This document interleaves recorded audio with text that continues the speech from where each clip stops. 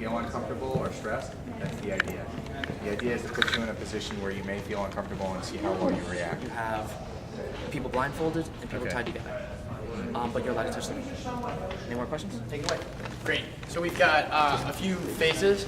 We have 4 minutes to do planning. Now I can help people plan and we can do things.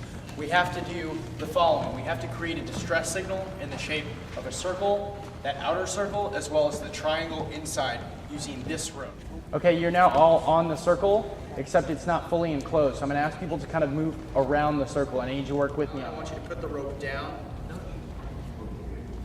Okay, now I want you to move that rope to the left on the floor, right there. Was it a success?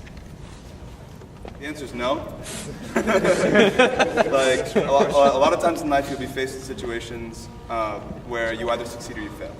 Right? One of the lessons of the LRC and of this activity in particular is, you're making a distress signal, right? They're either going to see it or they're not. We gave you a constraint at the beginning of the problem, which said you have to make this pattern, otherwise they won't see it. You failed to make the pattern, and then so you failed to have them see it. A lot of times in college, right, you'll take tests and you'll get like partial credit and all this stuff.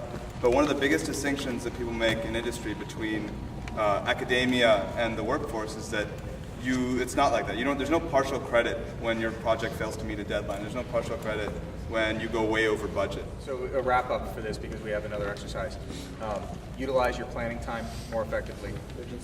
Urgency to deliver, which I think you had the urgency.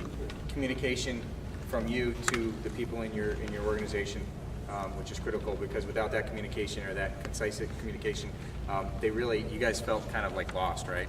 Imagine if you're in the bottom of a company and he's mid-level, or he's a business unit manager, and he goes, okay, move forward. What does that mean? Now this ties into a situation that you might encounter, so try to keep a big picture view as you're negotiating these as a leader or as a follower or as a subordinate leader.